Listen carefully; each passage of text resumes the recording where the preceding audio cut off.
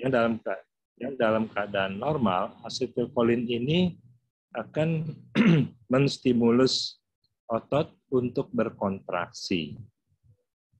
Nah, dengan adanya antibodi ini, kerja dari asetilkolin pada reseptornya itu tidak optimal. Sehingga terjadilah suatu kelemahan yang fluktuatif, terutama pada otot-otot ekstraokuler, jadi otot-otot di penggerak bola mata, otot-otot menelan, otot-otot pernafasan, dan otot-otot di kedua lengan dan kedua kaki. Terutama adalah otot-otot yang bagian proksimal atau yang pangkal, yang dekat dengan titik tengah tubuh. Ya, jadi otot-otot bahu, otot-otot pangkal lengan, ya, dan otot-otot pinggul itu akan terserang. Begitu juga otot-otot leher. Sebagai suatu penyakit neuromuskuler yang disebabkan oleh proses autoimun, miastenia gravis ini termasuk penyakit yang terbanyak ya di antara penyakit-penyakit autoimun pada sistem neuromuskuler. Secara epidemiologi, insidensnya diperkirakan sekitar 8-10 kasus per 1 juta penduduk. Jadi kalau kita hitung jumlah penduduk di Indonesia ada 250 juta, maka diperkirakan ada sekitar 2.500 kasus ya miastenia gravis ini. Tapi prevalensinya atau angka kejadian yang sesaat ini lebih tinggi lagi sebetulnya, antara 150 sampai 250 kasus per 1 juta penduduk. Jadi para yang hadir bisa menghitung sendiri sebenarnya jumlahnya tuh berapa sih pasien miastenia gravis ini. Dan miastenia gravis bisa terjadi pada semua kelompok umur dan memiliki kekhasannya. Insidensnya itu bersifat bimodal. Jadi puncak pertama yang tertinggi ini didapatkan pada usia 20 sampai 40 tahun. Ya. Dengan perbandingan laki-laki dengan perempuan lebih banyak pada perempuan. Jadi pada usia 20-40 tahun, ini lebih banyak perempuan dengan perbandingan 1:3. Pada puncak yang kedua, yaitu pada orang dengan usia di atas 50 tahun, justru laki-laki lebih banyak dengan perbandingan 3:2. Nah, walaupun miastenia gravis termasuk salah satu penyakit autoimun, tapi sampai saat ini hubungan antara penyakit autoimun lainnya ini masih belum diketahui pasti. Hanya ada teori-teori ya yang belum terbukti ya secara medis, tetapi menunjukkan adanya bukti secara statistik bahwa orang dengan penyakit autoimun lainnya itu memiliki resiko lebih tinggi untuk terkena miastenia gravis dibandingkan orang yang tanpa penyakit autoimun. Bagaimana miastenia gravis ini bisa terjadi? Nah, pada gambar ini, inilah dia yang kita sebut dengan ujung akhiran saraf. Ini adalah ujung saraf, terus kemudian di otot ini terdapat namanya motor end plate. Jadi semacam stekernya, ya. Nah, dari saraf untuk menstimulus otot ini akan mengeluarkan namanya asetilkolin. Asetilkolin ini kemudian dilepas dan akan berikatan dengan steker ataupun reseptor asetilkolin, ya. Sini yang warna biru, sehingga akan terjadilah perubahan tegangan di sini dan menyebabkan aliran listrik sehingga terjadilah suatu kontraksi. Pada pasien dengan miastenia gravis terjadi beberapa hal. Yang pertama, reseptor yang ada di otot, ya, yang disebut juga postsinap, ini akan menutup reseptornya. Dia jadi akan bersaing dengan asetilkolin sehingga asetilkolin tidak mampu untuk masuk di dalam reseptor ini atau jumlahnya tidak cukup. Pada awalnya dia bisa masuk di dalam reseptor, tetapi lama-kelamaan dia akan mengalami penurunan karena dua hal. Satu, asetilkolin berkurang karena asetilkolin yang beredar yang tidak berhasil terikat dengan reseptor ini akan dirusak, akan diuraikan oleh asetilkolin esterase, suatu enzim yang akan mengurai kembali asetilkolin, ya, sehingga nanti akan dikembalikan ke sirkulasi dan akan dibentuklah satu asetilkolin baru. Terus yang kedua, ini terjadi proses kompetisi di sini.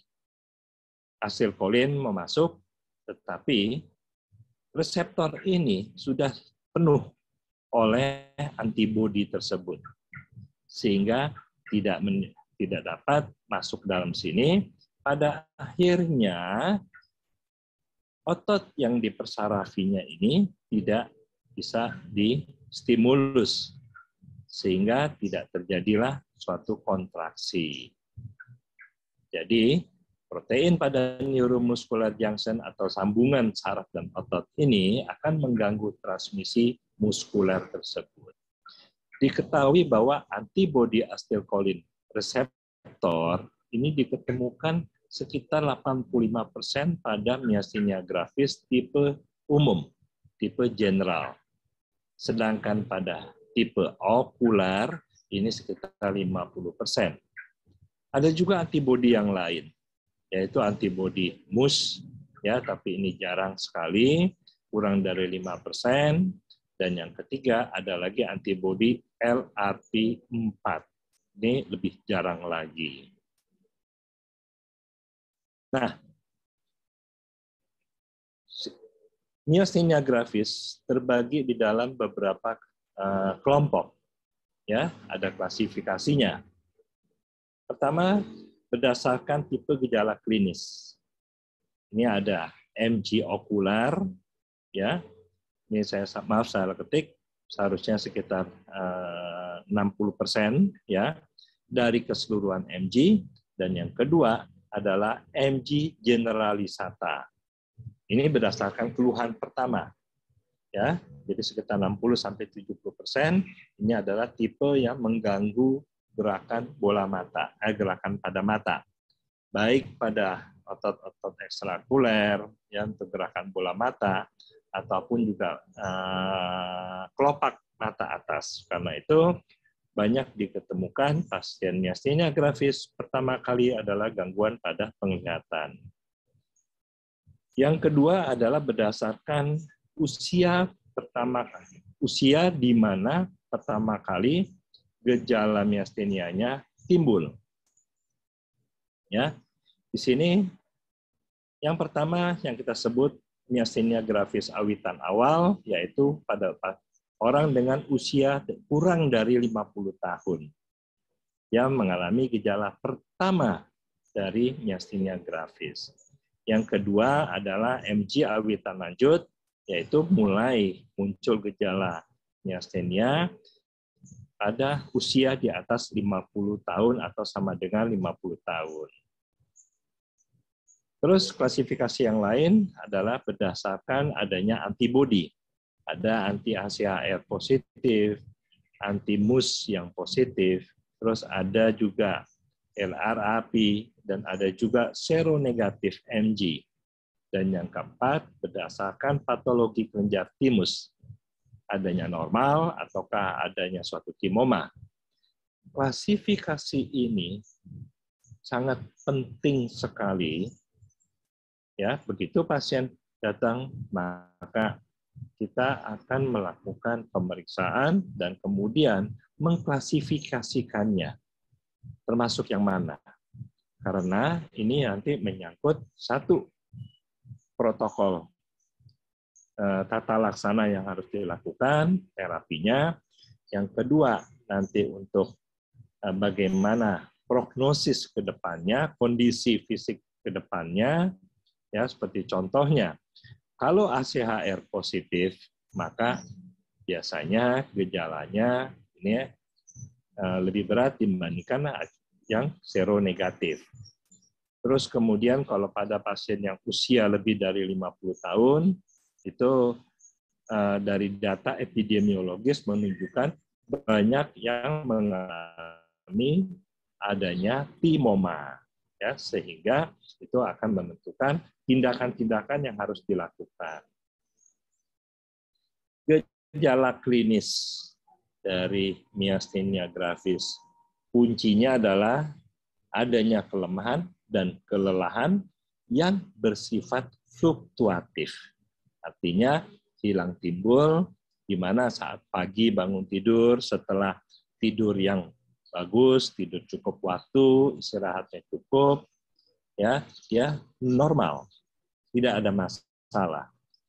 Tapi 1 sampai 2 jam atau mungkin juga 3 jam kemudian, ya sangat individual sekali, mulailah keluhan-keluhan seperti ptosis atau dan penglihatan ganda, ya di mana ini diketemukan sekitar 85% kasus.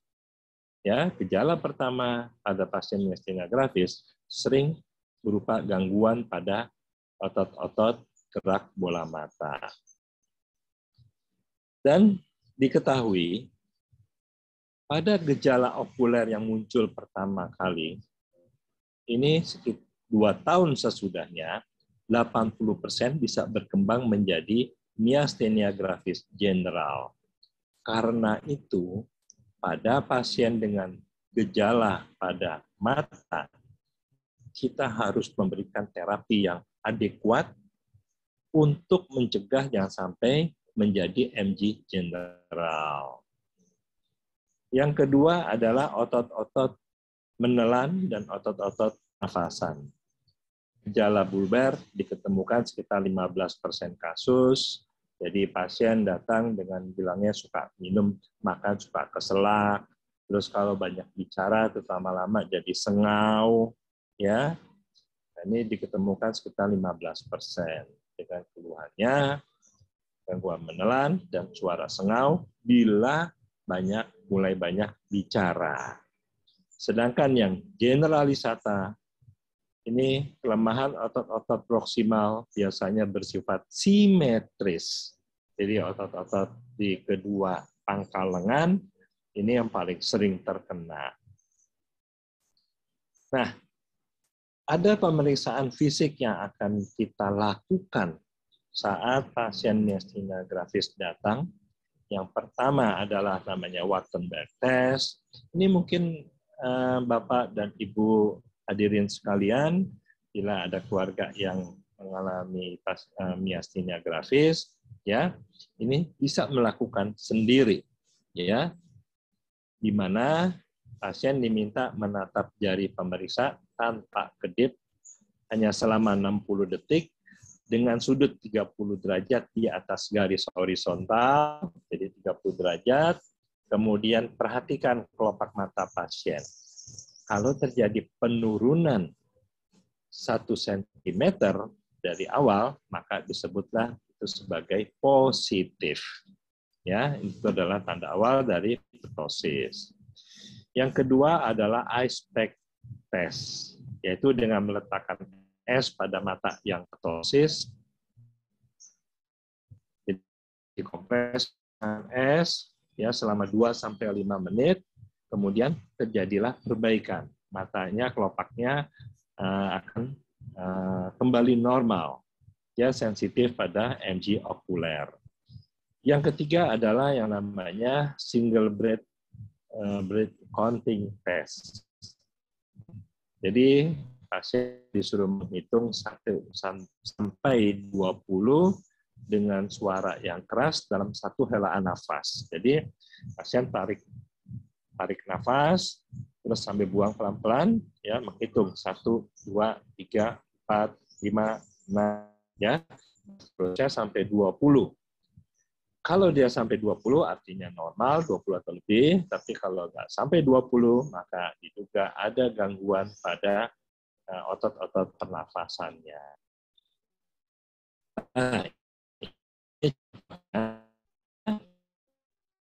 Jadi pasien tes positif ya seperti ini, melihat ke atas 30 derajat, terus akan terjadilah ptosis, penurunan kelopak atas.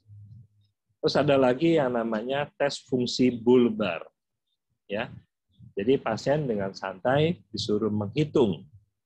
Ya, tidak dalam satu helaan nafas, ya, tidak perlu hitung 1 sampai 100. Nah, nanti dikatakan tes positif bila makin lama suaranya menjadi sengau, seperti orang pilek atau seperti kita menutup hidung kita dan kemudian kita bicara. Yang ketiga adalah diplopia stress test. Jadi pasien diminta untuk melihat ke samping secara maksimal. Jadi lihat maksimal ke kanan atau ke kiri ya selama 30 detik dan positif bila pasien mengatakan kok saya jadi double niatnya. Ya. Nah, itu dikatakan positif. Nah, ini adalah contoh ice-pack test ya. Di sini kita bisa lihat ini ada ptosis, terus kemudian dikompres selama 2 sampai 5 menit, ya minimum 2 menit. Terus kemudian sesudah itu dilihat, maka terjadi perbaikan yang bermakna, ya sangat berbeda sekali. Ini mata kiri, ya ini sebelum dikompres dan ini adalah sesudah dikompres. Pemeriksaan penunjang lainnya yang paling penting, yang penting juga adalah pemeriksaan antibodi ACHR. ACHR ini akan memberikan hasil positif pada MG general sekitar 80-85%. Pasien MG general memberikan hasil positif. Sedangkan MG okuler akan memberikan hasil sekitar 50%. Antibodi yang kedua adalah muscle unspecified tyrosine kinase atau MUS. Ini diketemukan pada sekitar 8-10% pasien MG, terutama pada perempuan usia muda, ya dengan gejala-gejalanya yang tidak khas, ya ini jarang kita temukan, ya saya hanya menemukan ada 3 atau 4 pasien dengan seropositif MUS. Pemeriksaan penunjang lainnya adalah dengan pemeriksaan EMG dan single feather EMG, di mana ini adalah pemeriksaan yang cukup sensitif dan merupakan protokol yang harus dilakukan untuk mendiagnosis miastenia gravis. Ya, sini sensitivitas spesifisitasnya yang memang tergantung dari teknik pemeriksaan. Dan pada MG general dikatakan antara kemampuannya untuk mendeteksi sekitar 53-89%, sedangkan pada MG okuler sekitar 10-20%. Tetapi kita kalau di laboratorium RSCM kita sudah punya protokol sendiri sehingga pada MG okuler ini mendekati sekitar 80%. Dan yang berikutnya adalah penting kita lakukan adalah pemeriksaan pencitraan, yaitu dengan CT scan dengan kontras atau MRI dengan MRI torak atau cukup bisa juga dengan ronsen torak. Ya, ini untuk memastikan ada atau tidaknya timoma. Jadi, semua pasien miastenia gravis harus dilakukan pemeriksaan pencitraan ini. Bisa dengan ronsen, bisa dengan CT scan atau MRI. Dari sini kita bisa lihat adanya timoma atau tidak. Ya, dari ronsen memang tidak terlalu sejelas seperti pada MRI, cukup ya. Ini kita bisa lihat kalau dia sudah membesar akan terlihatlah gambaran timoma di sini. Nah, diagnosis myasthenia gravis ditegakkan berdasarkan satu dengan menelaah keluhan dan gejala kelemahan yang fluktuatif, mulai dari mata, suara, fungsi menelan, kelemahan tangan, kaki, dan leher. Kemudian yang kedua dilakukan pemeriksaan fisik, yang ketiga pemeriksaan EMG, yang keempat pemeriksaan darah untuk melihat antibodi, dan juga pemeriksaan untuk menyingkirkan kemungkinan yang lain, seperti fungsi tiroid, elektrolit, ya. Dan yang kelima adalah pemeriksaan pencitraan. Jadi, kami mendiagnosis myasthenia gravis ini juga berdasarkan kriteria yang telah disepakati bersama Jepang tahun 2014, ya. Jadi tentu Indonesia juga ikut menyusun ini, ya. Ini karena diprakarsai oleh Jepang, ya, dilakukan di sana. Kita mengumpulkan satu kelompok A, gejala-gejala, ya, di mana gejala ini timbul pada saat kelelahan dan bersifat fluktuatif. Terus kelompok yang kedua atau B, adanya autoantibody, baik AChR maupun MUS. Yang ketiga, kelainan neuromuscular junction. Ini berdasarkan hasil-hasil pemeriksaan yang kita lakukan, ya, IcePack test, kemudian Wartenberg test, dan yang ketiga ini endroponium chloride. Ya, ini sudah tidak kita lakukan lagi karena tidak tersedia lagi obatnya. Terus yang keempat ini adalah dengan EMG, ya, dan yang kelima juga dengan EMG. Dan diagnosis myasthenia gravis ditegakkan bila diketemukan satu atau lebih dari poin A ini dan salah satu dari poin B. Ya, jadi ditemukan satu saja di sini atau dan ditambah dengan antibodi AChR. Tapi kalau ini tidak ada, dan juga ditemukan satu atau lebih dari poin A ditambah salah satu dari poin C. Yang mana yang positif? Apakah IcePack test, ya, ataukah Wartenberg test, dengan catatan penyakit lain sudah disingkirkan dengan pemeriksaan-pemeriksaan yang dibutuhkan. Nah, jadi algoritma yang kita terapkan untuk seluruh neurolog di Indonesia untuk menegakkan diagnosis adalah melalui langkah-langkah seperti ini dan juga menggunakan kriteria guideline Jepang, ya. Ini ya seperti ini. Terus kemudian dari mulai pemeriksaan fisik, AChR, ya, ditambah EMG single fiber, terus kemudian kita diagnosislah sebagai myasthenia gravis. Bagaimana kita melakukan evaluasi klinis pasien? Begitu tahap awal, sebelum memulai terapi, maka kita perlu untuk melakukan pemeriksaan pertama, scoring dengan myasthenia gravis composite score, di mana nanti kalau ada perbaikan lebih dari 3 poin, ini menunjukkan keluarannya baik. Terapinya akan kita lanjutkan. Yang kedua bisa dengan MGFA score. Yang ketiga, ini yang mudah dilakukan oleh pasien MG, ya, melakukan one breath counting test. Menghitung 1 sampai 20 dengan satu tarikan nafas dalam. Kalau mampu lebih dari 20, maka dikatakan normal. Kalau kurang dari 20, menunjukkan adanya gangguan fungsi otot nafas. Dan kalau kurang atau sama dengan 14, ya, ini menunjukkan gangguan pernafasan sedang dan berat. Nah, inilah dia MG Composite Score. Ya, ini sudah kita terjemahkan dalam bahasa Indonesia dan sudah divalidasi. Jadi ini baru saja, sehingga nanti akan dipakai oleh semua neurolog, ya, se-Indonesia, sehingga memiliki tools yang sama di dalam menilai pasien MG. Nah, tadi saya sudah jelaskan mengenai MGFA juga. MGFA ini dari 1 sampai 5. Apa gunanya?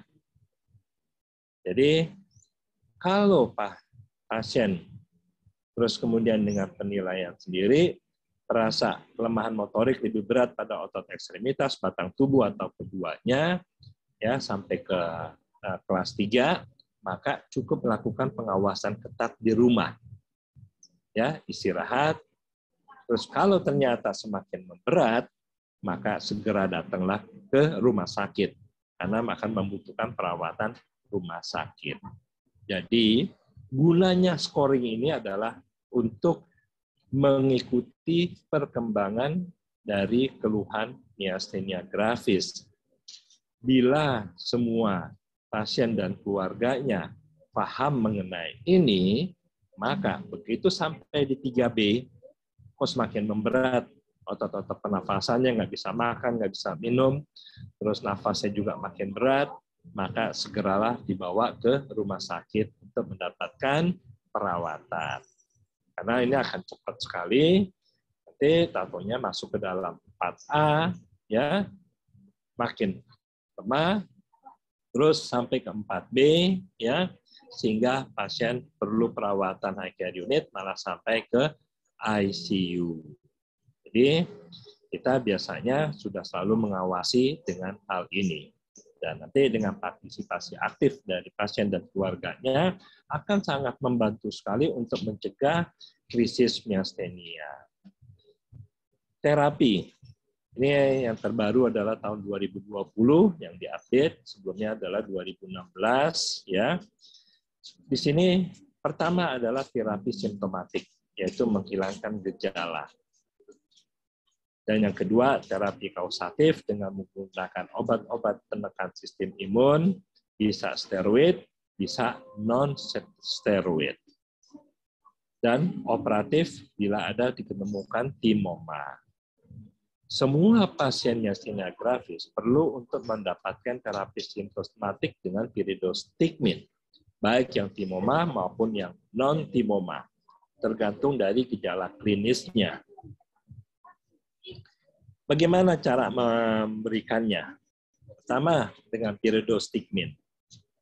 Piridostigmin ini kerjanya sangat cepat, ya, sekitar 15-30 menit, dia akan menimbulkan efek.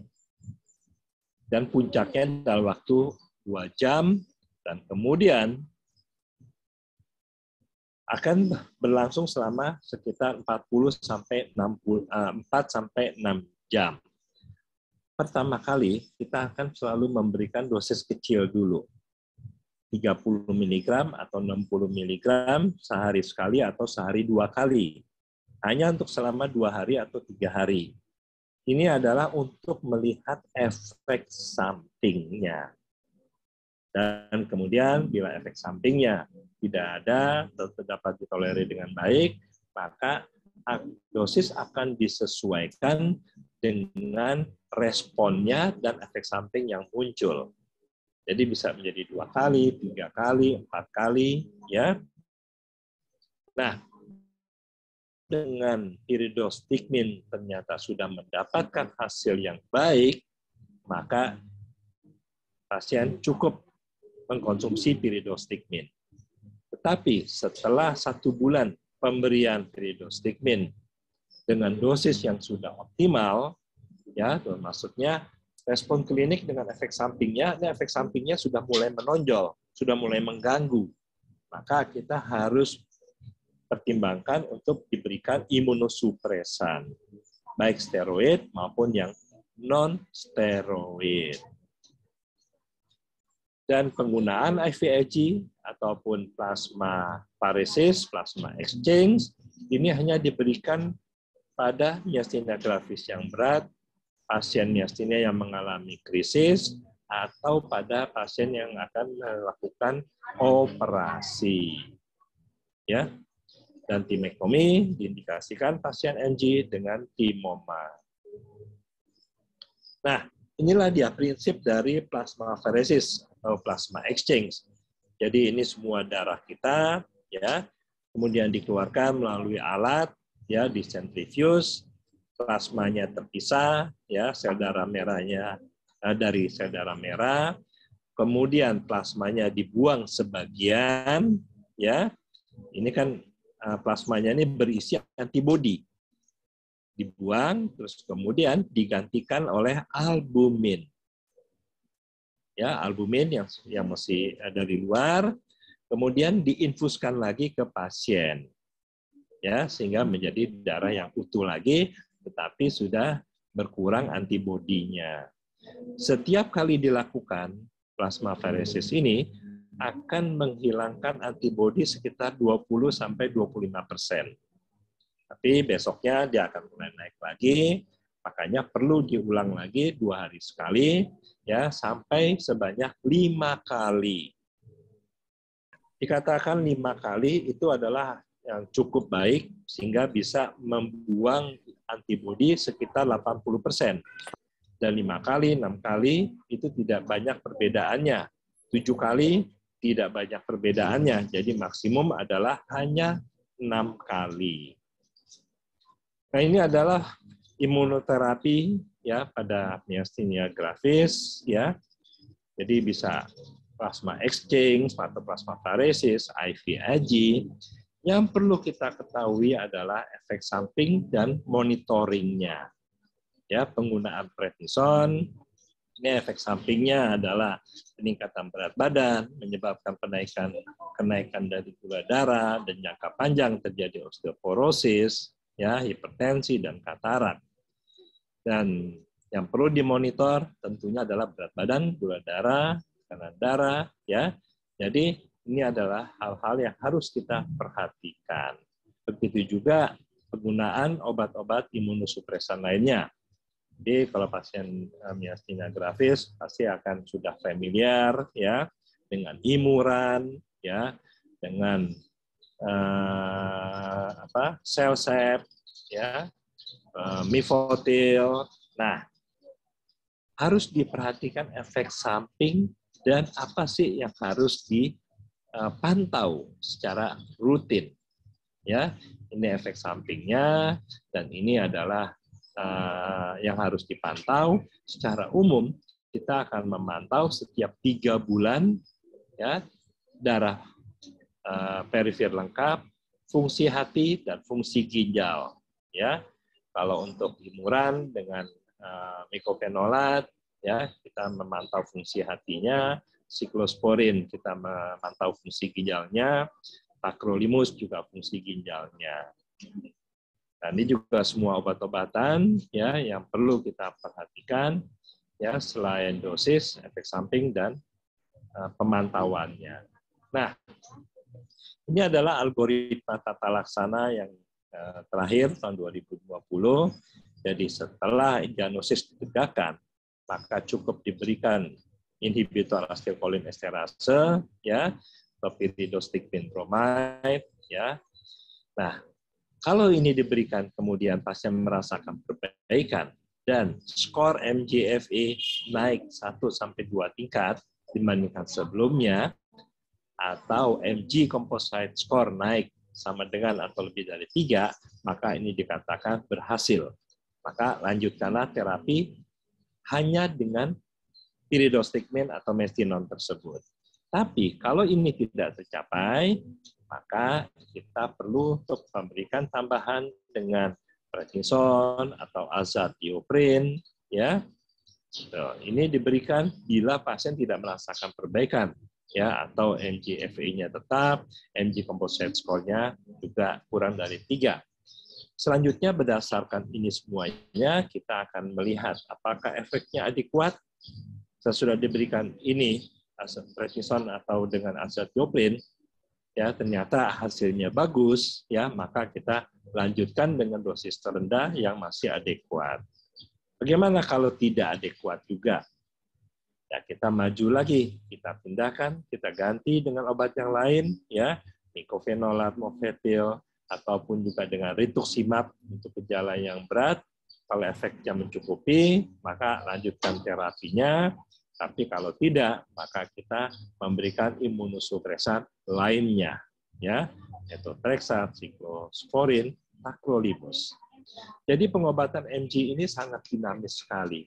Setiap saat, tiap kontrol kita harus pantau karena banyak sekali faktor-faktor yang mempengaruhi. Ya, stres, kepanasan ini akan mempengaruhi, dan juga obat-obatan. Ya, jadi untuk pasien myasthenia gravis dan keluarganya harus mengetahui jenis-jenis obat yang akan memperberat gejala MG-nya ataupun berpotensi bahaya. Jadi kalau berobat ke dokter lain, ya selain untuk myasthenia-nya, katakanlah bahwa Anda adalah pasien myasthenia gravis, ya, dan ini adalah obat-obatan yang berpotensi untuk memperberat atau bahaya. Nah, yang terakhir ini kita kenali juga krisis myasthenia. Ini terjadinya suatu kelemahan otot pernafasan atau bulbar yang berat, ya, sehingga membutuhkan bantuan ventilasi. Faktor pencetusnya banyak sekali. Dan ini bisa mengenai sekitar 15-20% pasien MG, ya. Nah, krisis myasthenia ditandai dengan gagal nafas akut ya pada MG atau gagal ekstubasi lebih dari 24 jam pasca operasi. Ini biasanya kita akan melakukan beberapa pemeriksaan, ya. Terus kemudian kita melakukan aspek test, ya. Kalau itu ternyata positif, ya, kita juga harus membedakan apakah krisis atau gejala myasthenia-nya yang berat itu akibat krisis myasthenia-nya, ya, atau karena efek dari obat myasthenia, ya, myastinonnya yang berlebih sehingga menimbulkan efek kolinergik. Ini harus kita bedakan karena penanganannya akan berbeda. Pada krisis myasthenia kita akan memberikan pyridostigminnya, myastinonnya lanjut. Sedangkan pada krisis kolinergik kita harus stop sama sekali. Ini berbeda denyut jantung kalau pada krisis myasthenia, ya, denyut jantungnya bisa lebih dari 100 kali per menit. Kalau krisis kolinergik, denyut jantungnya malah melambat, denyut kurang dari 80. Terus kemudian tanda-tanda berikutnya adalah lemas, ya, pada krisis myasthenia. Kalau krisis kolinergik, ini biasanya kalau mau mulai krisis, ini didahului dengan adanya kedutan. Kedutannya makin sering dan makin keras.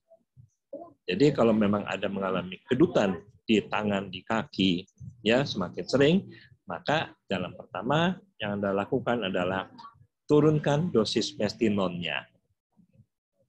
Ya, turunkan 1 kali, ya. Jadi artinya kalau dari tadi 4 kali, turunkan menjadi 3 kali. Kalau 3 kali jadi 2 kali. Terus yang ketiga, pupil, ya, tapi ini agak susah, dilihatnya harus dilakukan pemeriksaan, ya. Pada krisis myasthenia pupilnya melebar, karena kolinergik pupilnya mengecil, ya. Sedangkan yang lain-lainnya pada yang kolinergik ini terjadi kram perut dan diare. Aktivitas sehari-hari. Jadi prinsipnya semua pasien MG itu bisa melakukan aktivitas sehari-hari seperti biasa, hanya harus mengatur kapan istirahat, ya, olahraga, ya, dan tidur yang cukup. Dan kalau bagi yang bekerja seandainya di lapangan di bawah paparan sinar matahari, gunakanlah alat pelindung yang layak dan banyak minum, dan secara rutin, ya, istirahat, ya, mungkin 1 jam sekali atau 2 jam sekali, agak lebih sering. Nah, myasthenia gravis selama kehamilan. MG tidak mempengaruhi fertilitas pada wanita usia subur, ya, namun dapat memiliki dampak terhadap kehamilan. Dikatakan 1/3 pasien MG yang hamil ini pada trimester pertama ini sering terjadi perburukan. Trimester yang sedangkan 1/3 lagi akan sama saja, 1/3 lagi malah semakin membaik rasanya. Ya. Nah, pada wanita yang baru terdiagnosis MG, sebaiknya menunda kehamilan kurang lebih 2 tahun setelah onset penyakit, terutama bila mengkonsumsi obat imunosupresan. Dan persalinan normal lebih dianjurkan. Nah, ini adalah yang harus dihindari, periodostigmin oral, ya ini tetap dilanjutkan. Yang IV harus dihindari. Sedangkan penggunaan imunosupresan, ya kita lebih aman menggunakan steroid, ya tapi pada trimester pertama lebih baik kita hindari dulu penggunaan semua obat imunosupresan. Ada juga yang merupakan kontraindikasi selama kehamilan, yaitu mycophenolate mofetil dan rituximab. Nah, pada bayi yang baru dilahirkan, bisa memiliki potensi terjadi transien neonatal myasthenia gravis, walaupun ini hanya 10-20% kasus. Dan gejala dapat terjadi 2-4 hari setelah persalinan, ya. Dan nggak usah khawatir, kondisinya ini akan membaik dalam waktu sekitar 3-4 minggu. Dan terakhir, ya untuk semua peserta, jadi kenalilah gejala dan jenis myasthenia gravisnya. Kenali tanda-tanda dan faktor yang memperberat gejala. Dan yang ketiga, konsumsi obat secara teratur sesuai saran dokter. Dan info ke dokter lain bila berobat untuk kondisi selain myasthenia gravis, lakukan aktivitas rutin seperti biasa dan hanya mengatur waktunya. Dan selalu komunikasi dengan dokter saraf. Sekian, terima kasih. Mohon maaf agak melampaui waktunya. Semoga bermanfaat. Assalamualaikum warahmatullahi wabarakatuh.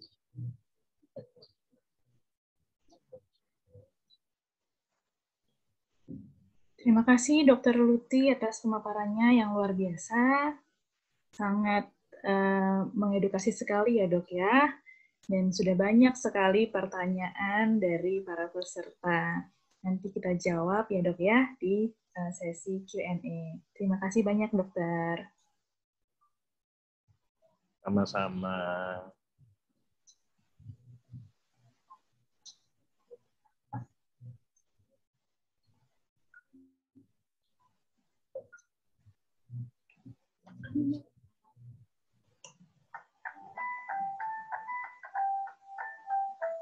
Sekarang, registrasi medical check-up di Prodia semakin mudah dan cepat melalui aplikasi Prodia Mobile. Setelah mengunduh Prodia Mobile di App Store atau Google Play, pengguna dapat langsung mengakses halaman beranda. Sebelum dapat melakukan transaksi, pengguna harus memilih menu masuk atau daftar untuk masuk akun.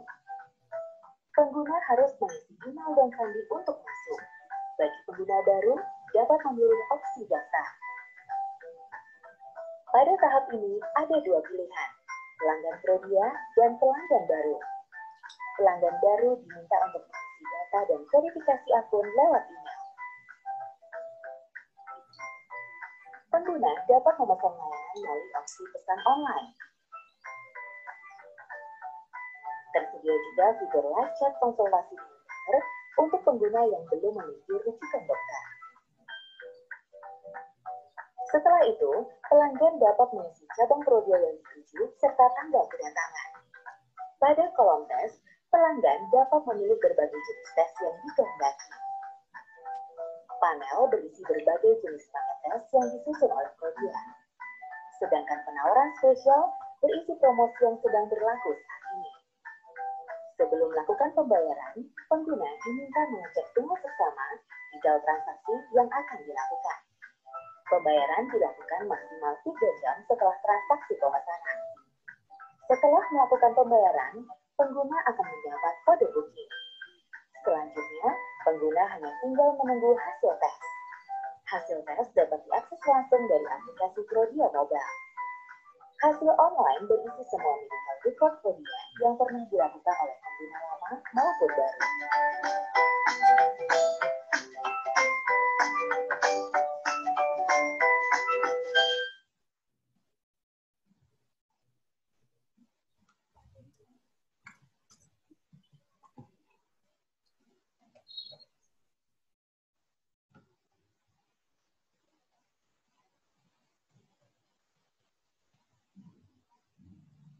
Baik, selanjutnya sesi kedua, yaitu mengenai aspek laboratorium penyakit autoimun miastenia gravis yang akan dibawakan oleh Bapak Fakhril Akmal, Sarjana Farmasi Apoteker. Sebelumnya saya akan membacakan terlebih dahulu untuk kurikulum vitae beliau.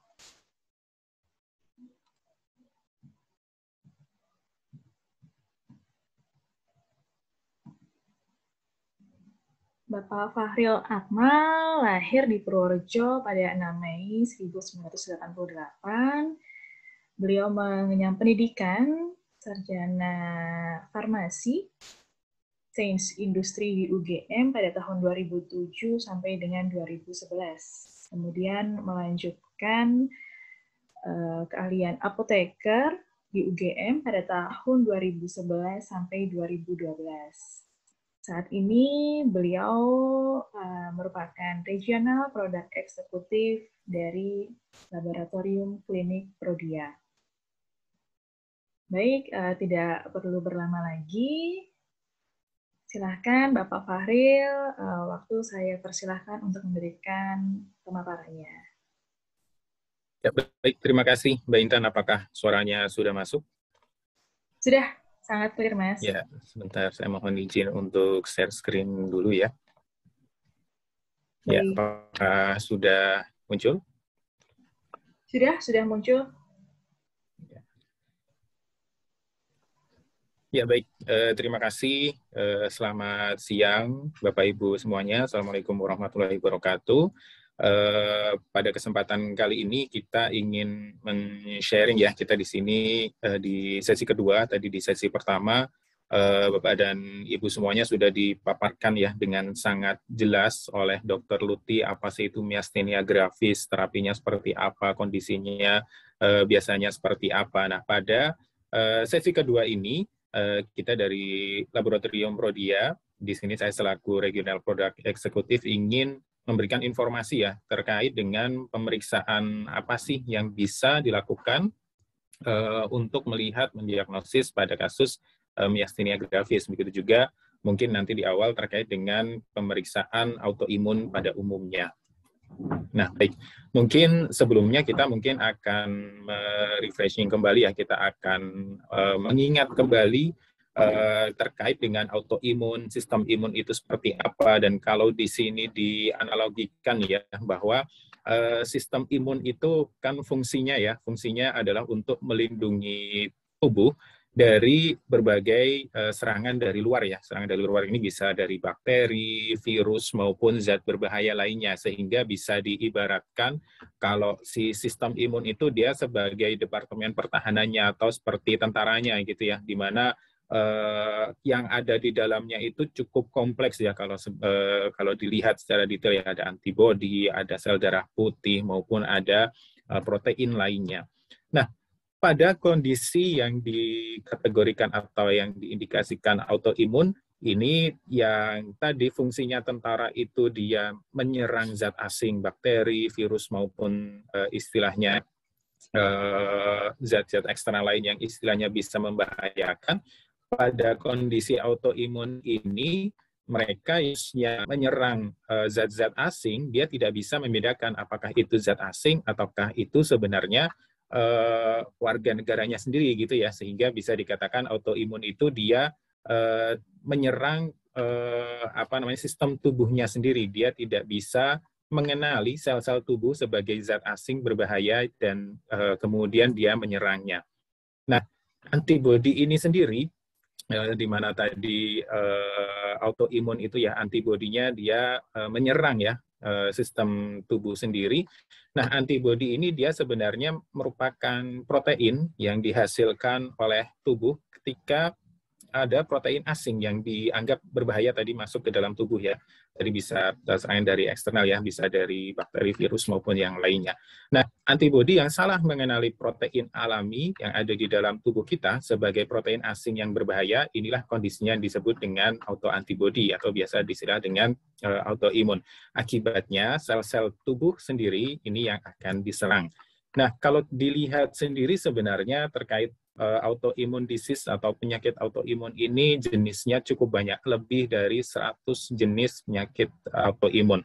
Ada dari dari tiroidnya, di sini ada Hashimoto disease, ada Graves disease, kemudian kalau terkait dengan tulang, sendi, di sini ada rheumatoid arthritis, ankylosing spondylitis, kemudian ada juga kalau yang di kulit itu penyakit autoimun disebut dengan psoriasis, vitiligo, kemudian masih banyak lagi di mana sebenarnya jenis penyakit autoimun itu sangat banyak, di mana tadi penyebabnya antibodi di dalam tubuh itu dia justru menyerang protein yang ada di dalam tubuh ini sendiri.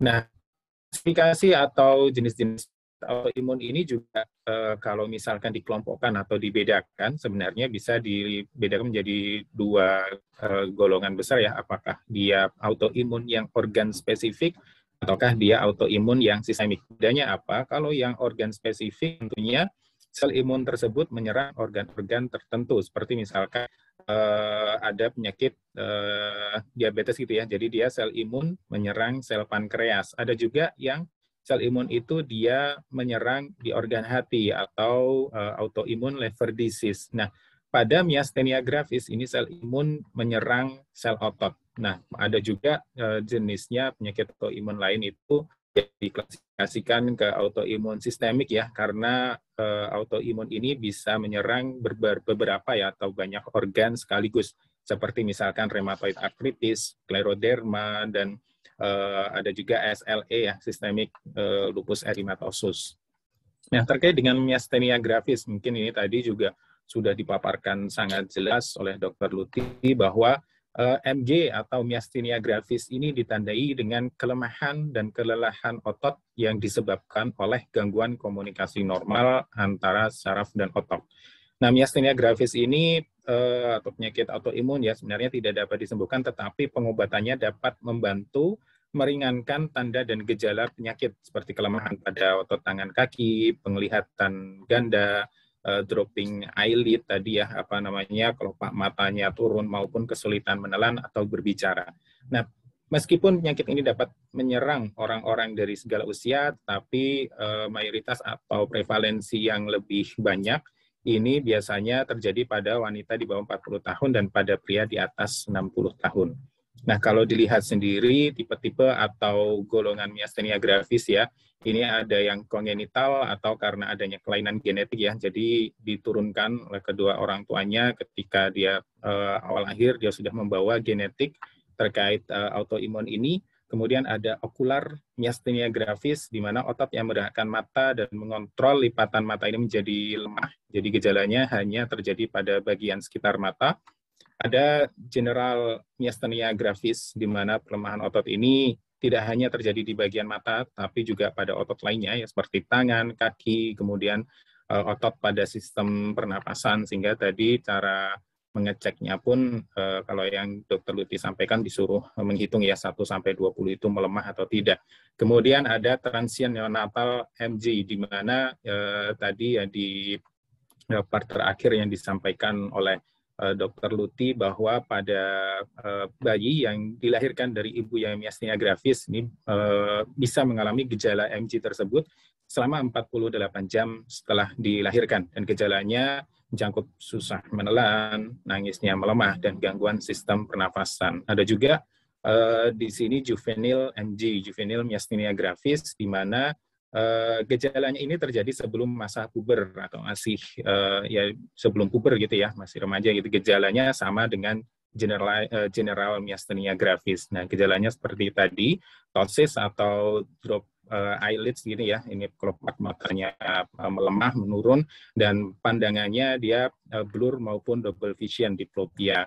Nah, seperti ini gambarannya. Jadi kalau pada orang normal, dan ini pada orang-orang yang biasanya gejalanya yang muncul pada pasien-pasien atau orang yang mengalami myasthenia gravis. Nah, gejalanya seperti tadi, ada ptosis, penglihatan ganda, berkurangnya kontrol pergerakan mata, susah menelan, susah bicara, lemah otot leher, susah nafas, susah jalan, dan juga kelemahan otot yang semakin parah ketika melakukan kegiatan berulang, dan kemudian bisa juga membaik ketika beristirahat.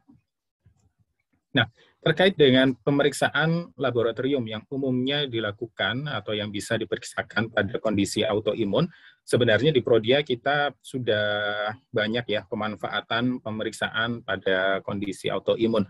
Salah satunya di sini mungkin yang kita kembangkan atau pemeriksaan yang bisa dikatakan pemeriksaan yang baru ya, karena di sini fungsinya adalah sebagai prediktif atau memprediksi apakah seseorang itu beresiko atau tidak untuk mengalami atau muncul penyakit autoimun. Karena autoimun itu salah satu pencetusnya bisa dari faktor genetik, sehingga kita kembangkan pemeriksaan dari sisi genetik disebutnya adalah imun risk, di mana pemeriksaan imun risk ini adalah melihat resiko seseorang dari sisi genetiknya apakah tinggi atau tidak terkait dengan penyakit autoimun tertentu. Tetapi di pemeriksaan imun risk saat ini yang Prodia kembangkan untuk miastenia gravis masih belum masuk di dalamnya. Kalau imun risk ini yang saat ini bisa dilakukan analisis seperti misalkan pada lupus, kemudian rheumatoid arthritis, psoriasis, vitiligo, dan total ada 7 jenis autoimun yang bisa dilihat resikonya berdasarkan faktor genetik ya dengan pemeriksaan imun risk. Nah, ada juga pemeriksaan nih yang ditujukan untuk screening. Jadi screening ini pada orang-orang yang mungkin beresiko untuk atau mungkin ada gejala tapi tidak spesifik terkait dengan autoimun. Biasanya pemeriksaan ini dilakukan untuk melihat apakah memang dari sisi biomarkernya atau pemeriksaan laboratoriumnya ini sudah ada ketidaknormalan atau tidak. Biasanya yang dilakukan untuk pemeriksaan screening ini seperti pemeriksaan dengan IF gitu ya, ada ANA-IF, kemudian ANCA-IF, kemudian ada asma dan AMA-IF. Tetapi yang paling umum adalah pemeriksaan ANA-IF. Apabila pemeriksaan ANA-IF ini menunjukkan hasil yang abnormal, biasanya dilanjutkan dengan pemeriksaan untuk diagnosisnya. Karena pemeriksaan screening ini dia tidak bisa langsung mendiagnosis apakah seseorang itu benar pasti untuk mengalami autoimun atau tidak. Perlu dilakukan pemeriksaan lanjutan yang dikategorikan atau yang pemanfaatannya itu memang untuk diagnosis. Nah, pada pemeriksaan diagnosis ini sendiri pun di laboratorium juga sebenarnya cukup banyak ya, ada pemeriksaan ANA juga ya, tetapi di sini adalah ANA profile. Biasanya pada kasus autoimun yang umum, yang kompleks gitu ya, seperti SLE juga di sini masuk, Sjogren's syndrome, tetapi di sini adalah pemeriksaan yang umum, yang lebih kompleks. Kemudian ada dsDNA-NCX ini untuk kasus SLE ya, systemic lupus erythematosus, dan kemudian untuk miastenia gravis di sini adalah pemeriksaannya yang bisa dilakukan di laboratorium kita secara rutin adalah anti-ACHR atau acetylcholine reseptor dengan jenisnya yang binding. Kemudian ada AMA-M2 dan juga ada pemanfaatan pemeriksaan autoimun untuk tujuannya monitoring atau untuk pemantauan apakah mungkin ada perbaikan atau tidak dari sisi pemberian terapinya. Nah, pemeriksaan laboratorium untuk miastenia gravis tadi yang bisa dilakukan salah satunya adalah anti-acetylcholine reseptor atau biasa disingkat dengan anti-ACHR. Walaupun selain ini mungkin yang tadi Dr. Luti sampaikan ya, ada cukup banyak, ada anti-MAS, kemudian anti-striational protein. Nah, tetapi terkait dengan prevalensinya atau yang paling banyak ditemukan pada kasus miastenia gravis adalah positif di pemeriksaan anti-ACHR. Sehingga saat ini yang kita lakukan pengembangan atau yang kita lakukan pemeriksaannya secara rutin adalah pemeriksaan anti-ACHR.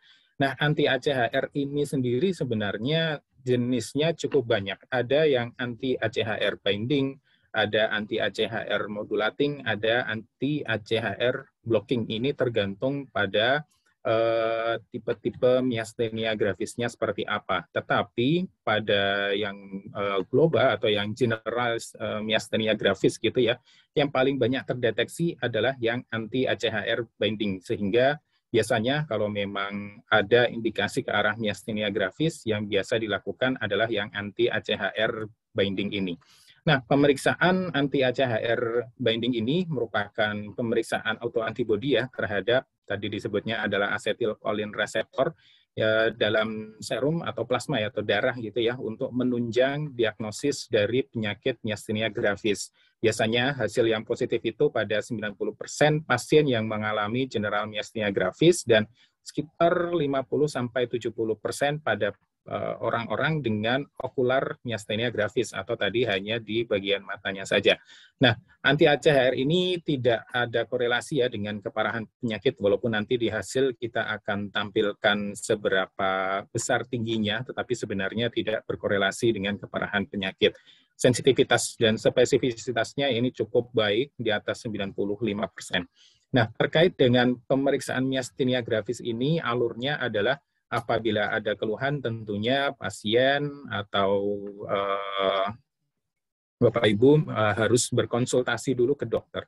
Karena nanti oleh dokter akan dilakukan pemeriksaan secara klinis, dan apabila memang ada indikasi ke arah autoimun salah satunya myasthenia gravis, tentunya akan diberikan surat rujukan atau surat pengantar untuk melakukan pemeriksaan laboratorium. Dan dari pemeriksaan laboratorium nanti akan dikeluarkan hasil terkait dengan pemeriksaan tersebut, dan dari hasil ini tentunya nanti pasien atau Bapak atau Ibu harus kembali lagi ke dokter tentunya untuk melihat dari hasil tersebut kesimpulannya seperti apa. Jadi dari hasil laboratorium sebenarnya tidak bisa ya untuk salah satunya di pemeriksaan autoimun ini tidak bisa untuk diinterpretasi atau disimpulkan secara mandiri, harus dikonsultasikan kepada dokter karena nanti dokterlah yang akan memberikan informasi yang lebih detail lagi terkait mungkin nanti terapinya seperti apa yang harus dilakukan, mungkin ada tindak lanjutnya, ini tentunya dari dokter, dan kemudian nanti tentunya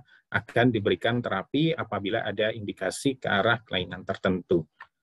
Nah, pada pemeriksaan anti-ACHR binding ini, apabila hasilnya positif tentunya disertai dengan gejala-gejala yang muncul ini secara klinis, kemungkinan akan didiagnosis myasthenia gravis. Tetapi apabila hasilnya ini negatif, maka tidak secara langsung ya mengenyampingkan atau menyatakan bahwa seseorang itu tidak terkena myasthenia gravis, karena ada kondisi-kondisi tertentu yang memang dari pemeriksaan anti-ACHR binding ini hasilnya negatif, sehingga biasanya dokter akan melakukan pemeriksaan lain atau mungkin akan dilanjutkan dengan pemeriksaan fisik.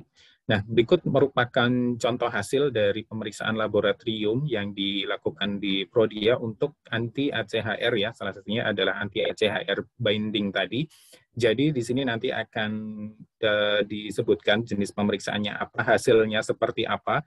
Di sini muncul hasil ada angkanya ya, dimana nilai rujukannya tentunya kalau pada orang yang normal ini adalah hasilnya negatif, dan di sini ada keterangannya. Dan seperti yang tadi disampaikan bahwa tinggi rendahnya hasil ini tidak menunjukkan derajat keparahan kondisi myasthenia gravisnya.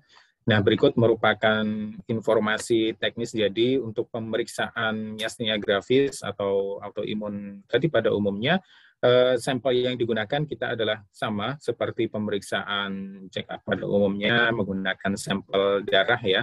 Dan untuk myasthenia gravis ini tentunya nanti ada nilai rujukan untuk menentukan apakah negatif itu apabila nilainya berapa, borderline atau istilahnya di tengah-tengah ya, abu-abu ya, dia tidak negatif dan juga belum bisa dikatakan positif, itu di range nilai berapa, dan apabila positif itu dihasil dengan batasannya yang seberapa.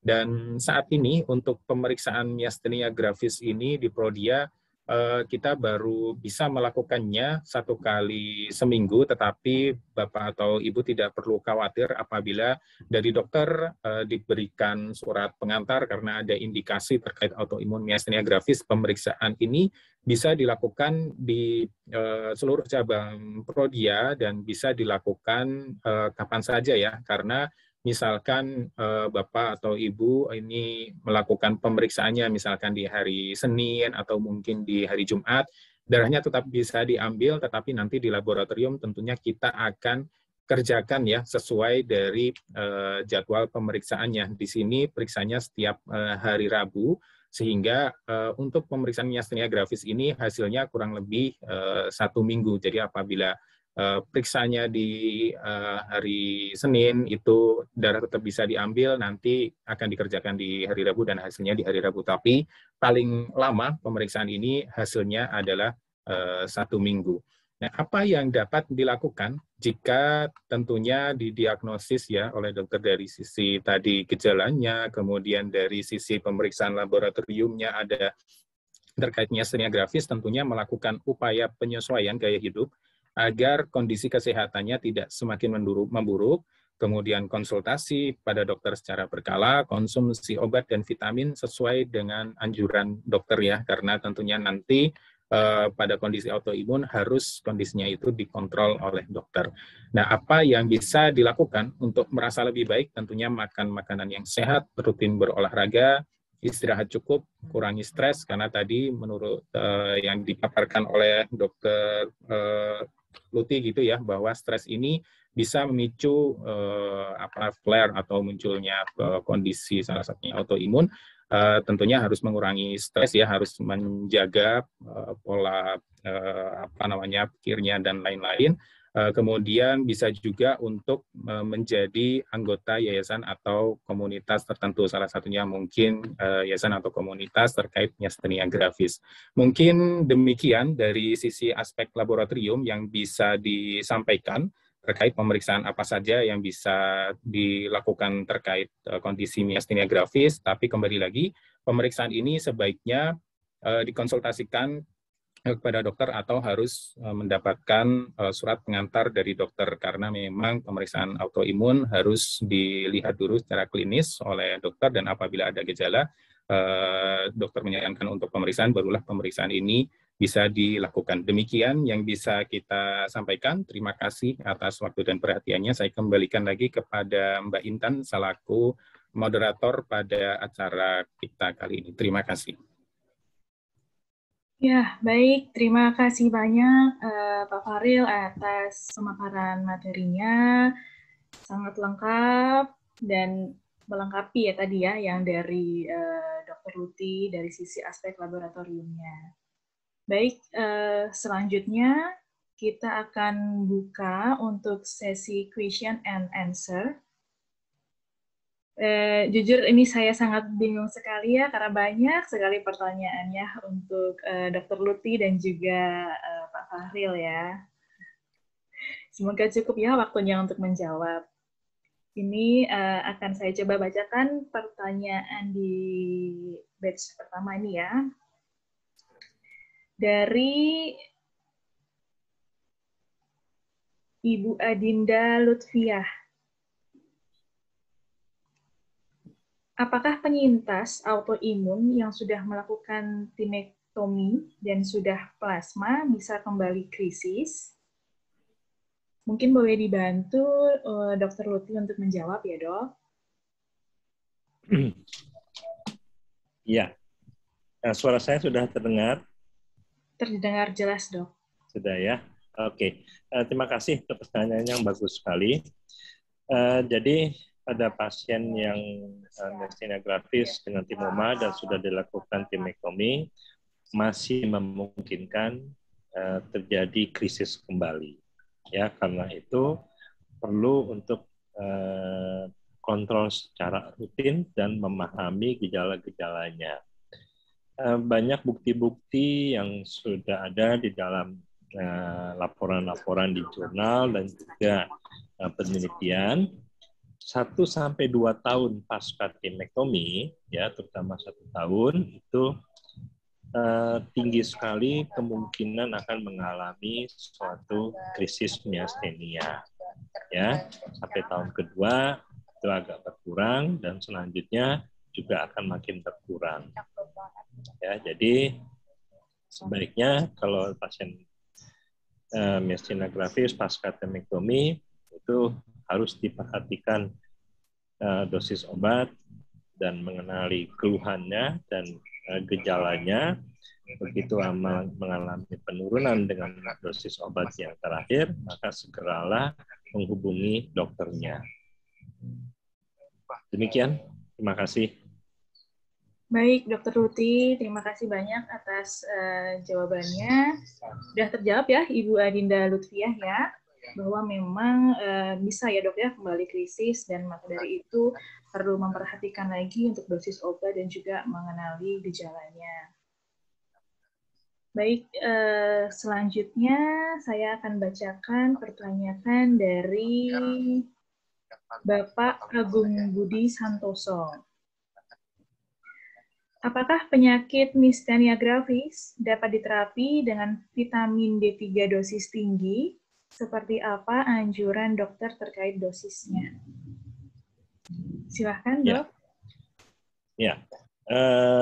Pengobatan utama untuk penyakit miastenia gravis adalah satu simptomatik, yaitu dengan pyridostigmine bromide, ya, atau mereknya karena cuma satu, ya. Terus kemudian yang kedua adalah dengan pemberian imunosupresan, baik yang steroid maupun yang non-steroid. Yang steroid seperti methylprednisolon, ya, prednisolon ataupun yang lainnya, dan yang non-steroid ya seperti dengan azathioprine ya atau imuran, terus kemudian Celsep dan sebagainya. Vitamin D3 hanya sebagai suplemen tambahan terapi, dan memang sekarang ini sangat digunakan secara luas untuk kasus-kasus penyakit autoimun.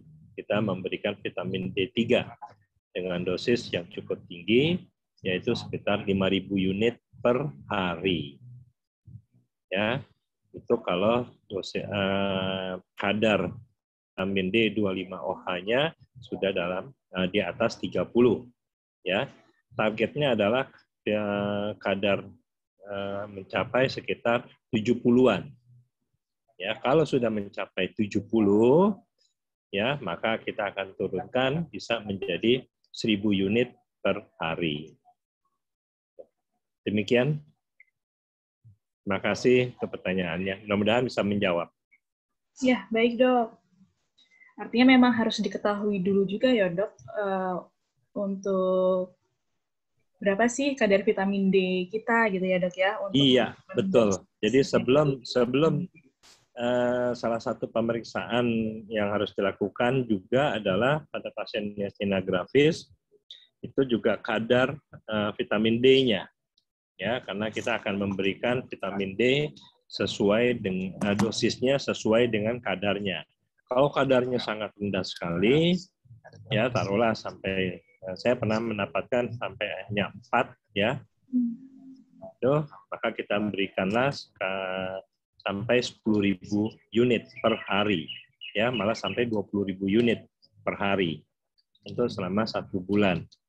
Setelah itu kita ukur lagi ya. Dan kalau sudah di atas normal, maka baru kita turunkan. Jadi ada terapi inisial dengan terapi maintenance. Oke, baik. Terima kasih, dok. Selanjutnya, pertanyaan ketiga. Ini mungkin untuk Pak Fahril ya. Dan nanti mungkin boleh dilengkapi juga dari dokter, yaitu pertanyaannya, kalau anak IF hasilnya positif sehingga dilanjutkan ke anaprofil, namun di anaprofilnya hasilnya mengambang alias tidak merujuk ke jenis autoimun tertentu, apakah pasien ini dikatakan terkena autoimun atau tidak? Ya. Silakan Pak Fahril. Ya, baik. Terima kasih Mbak Intan. Jadi memang tadi ya untuk pemeriksaan autoimun sendiri ada screening yang bisa dilakukan, salah satunya dengan pemeriksaan anak IF, di mana kalau pada pemeriksaan screening itu dia memiliki sensitivitas yang cukup tinggi, sehingga memang biasanya pada kasus-kasus tertentu memang bisa memberikan hasil anak IF-nya itu menunjukkan hasil yang positif. Kemudian biasanya juga dilanjutkan dengan pemeriksaan anaprofil. Nah, ternyata ketika dilanjutkan di pemeriksaan anaprofil, seperti yang tadi disampaikan ya, hasilnya mungkin borderline atau mengambang gitu ya, atau tidak spesifik ke jenis autoimun tertentu, karena memang di pemeriksaan anaprofil sendiri ini yang kita lakukan ini bisa mendeteksi sekitar 15 jenis autoimun. Jadi mungkin maksudnya autoimun yang terjadi itu di luar alat atau di luar pembacaan dari si anaprofil tersebut ya. Jadi memang hal itu mungkin bisa terjadi. Jadi sebaiknya tetap dikonsultasikan dulu hasilnya kepada dokter, karena mungkin nanti dokter akan melihat lagi secara klinisnya seperti apa. Atau mungkin dari dokter Luti, dok, ada yang ingin ditambahkan dok terkait dengan hal tersebut, dok? Ya, oke. Sangat menarik sekali ya. Kalau memang borderline, jadi begini, kita membaca hasil laboratorium, terus kemudian kita harus korelasikan dengan klinisnya. Tetap kita berdasarkan klinis, ya, gejala dan keluhan pasien. Kalau hasil laboratoriumnya borderline seperti itu dan klinisnya tidak ada masalah, ya, maka itu bisa kita abaikan. Jadi tidak perlu untuk menjalankan terapi, ya, atau pemeriksaan lain. Hanya kemudian kita perlu untuk melakukan follow up. Ya, karena itu bisa saja mengalami suatu perubahan. Kita follow up ya beberapa lama lagi, bisa 2-3 bulan lagi, kita periksa ulang lagi ya, apakah masih sama ataukah mengalami perubahan. Kalau masih sama, maka kita lihat klinis, kalau klinisnya tetap baik, ya kondisi fisik bagus, maka tidak perlu diberikan terapi apa-apa. Demikian tambahan dari saya. Terima kasih.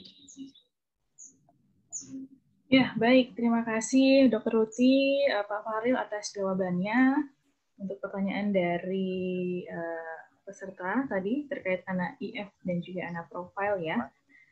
Kita akan lanjutkan ke pertanyaan selanjutnya dari Widiarti Arif. Ini cukup menarik sih, Dok.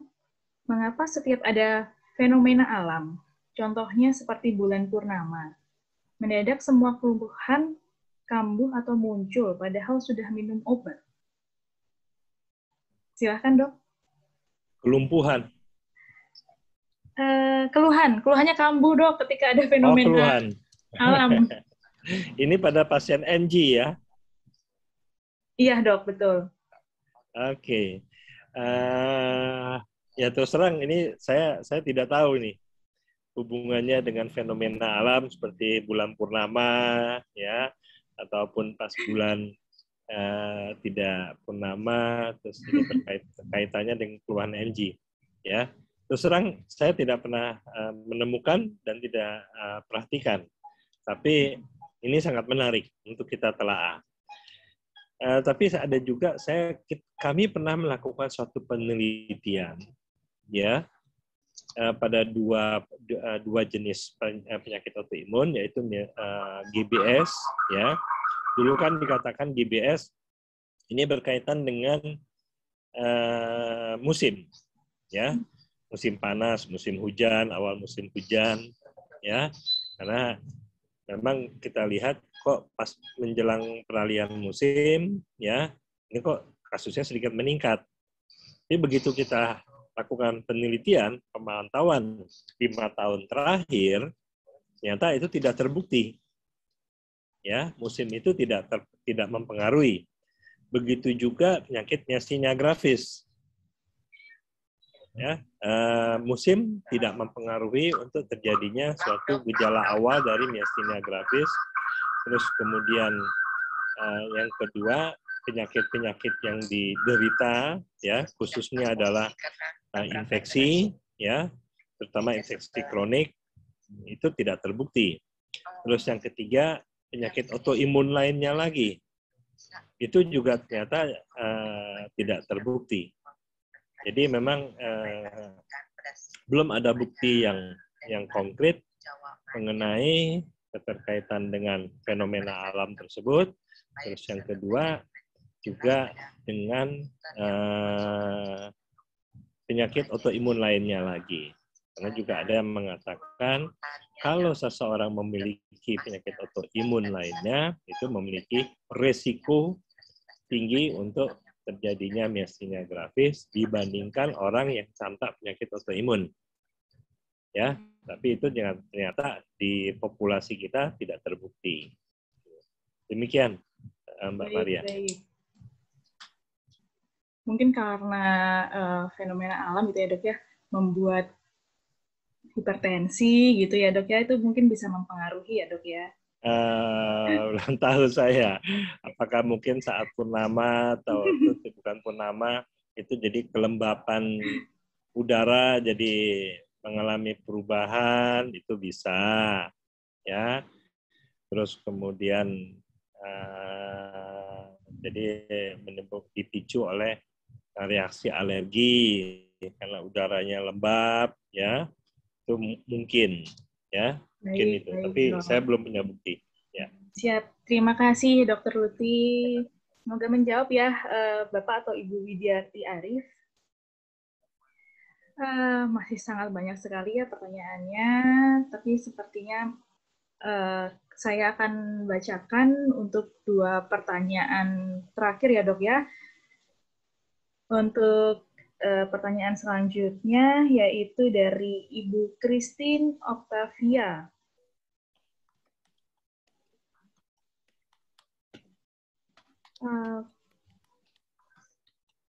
Apakah penyakit miastenia gravis ini dapat memicu penyakit lainnya, dan bagaimana kalau usia lanjut, apa yang dapat dilakukan sebagai penanganan? Gimana?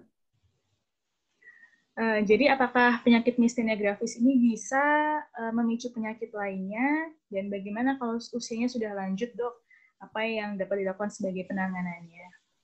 Oke. Ya, ini pertanyaan untuk saya ya. Oke, ya. Terima kasih. Jadi pasien miastenia gravis itu bisa menyerang segala usia dan penanganannya pun juga sama. Hanya sedikit perbedaan kalau pada usia lanjut, ya, walaupun tidak selalu, tapi kemungkinan besar ada penyakit-penyakit yang lainnya, ya, yang seperti hipertensi, diabetes dan sebagainya, ya, terutama penyakit-penyakit degeneratif. Nah, ini tentunya yang perlu kita perhatikan adalah satu, pemberian obat, ya, baik obat untuk terutama obat untuk penyakit lainnya itu. Kalau darah tinggi, ya kita akan hindari penggunaan beta blocker, ya, karena itu akan memperburuk gejala miastenia gravis. Sedangkan untuk tata laksana lainnya hampir sama, ya, terus hanya tinggal kita dosisnya yang harus kita perhatikan. Agak berbeda pada pasien usia lanjut, ya, karena toleransinya terhadap obat ya itu sedikit berbeda dengan pada orang muda, ya, terutama efek samping ya yang kena untuk fungsi hati, fungsi ginjalnya, itu harus kita perhatikan. Demikian.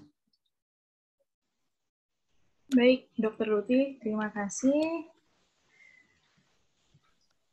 Ini seperti kalau harus menjawab semua pertanyaan tidak cukup ya waktu webinar ya, kita. Saya sambil mengetik ini nih, jawab secara tertulis.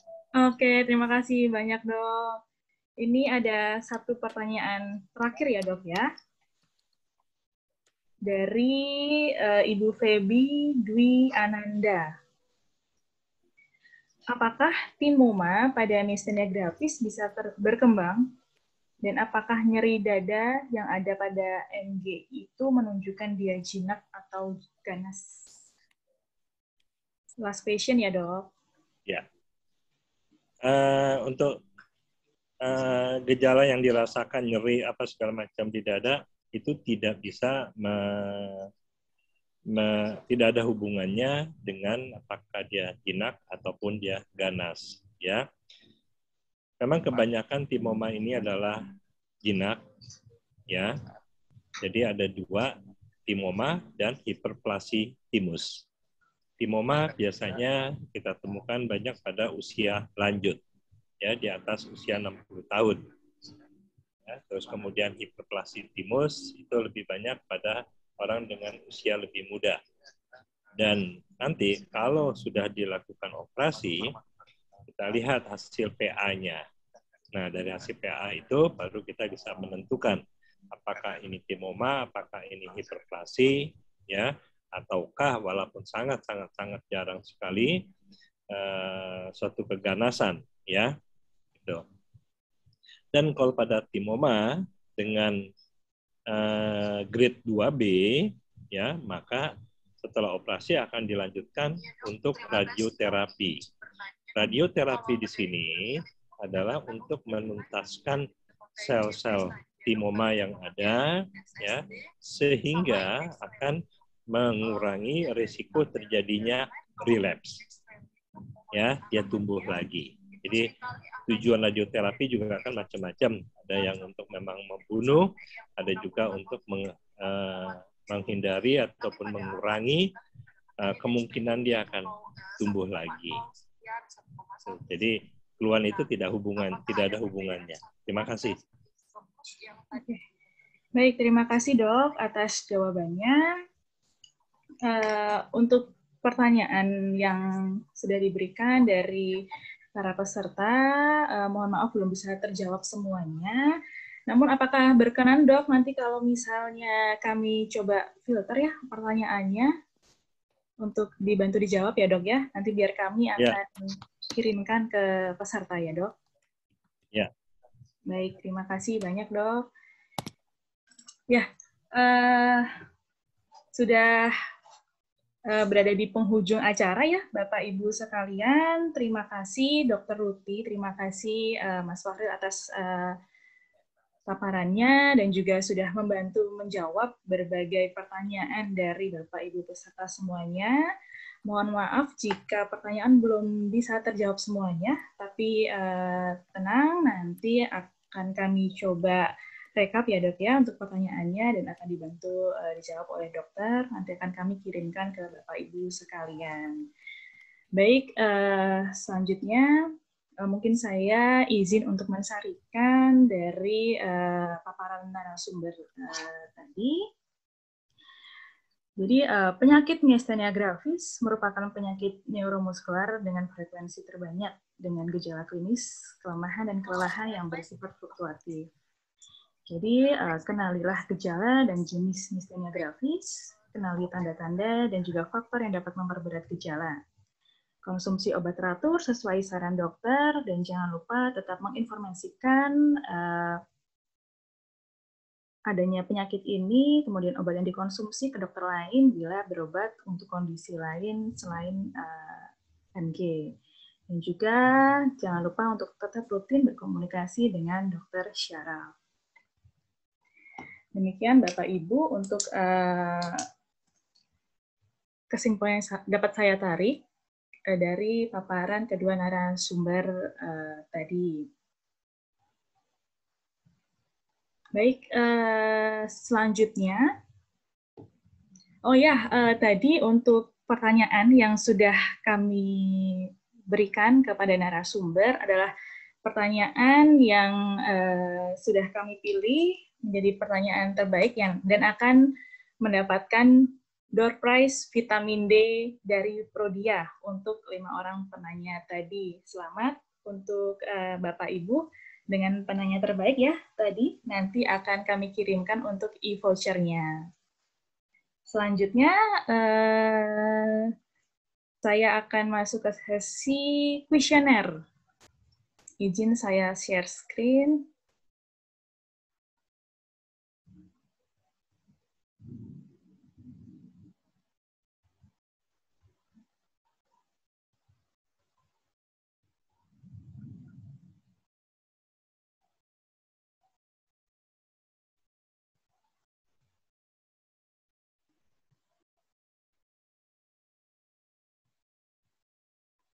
Bapak Ibu sekalian, apakah sudah terlihat?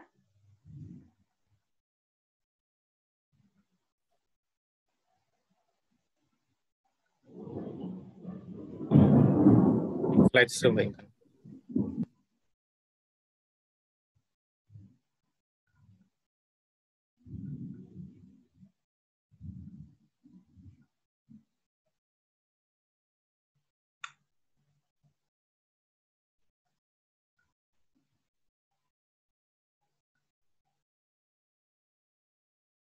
Oke, sudah terlihat ya Bapak Ibu sekalian. Baik, ini adalah barcode atau link kuesioner yang dapat diisi oleh Bapak Ibu sekalian. Mohon bantuannya ya untuk dapat mengisikan kuesioner ini untuk mengevaluasi dan juga untuk webinar yang lebih baik ya ke depannya. Sambil menunggu Bapak Ibu sekalian mengisi kuesioner ini, kami akan undi untuk door prize yang lain ya. Ada voucher OVO senilai 100.000 untuk 10 orang pemenang. Untuk panitia, mohon dibantu ya untuk bisa dikopikan link ini ke kolom chat.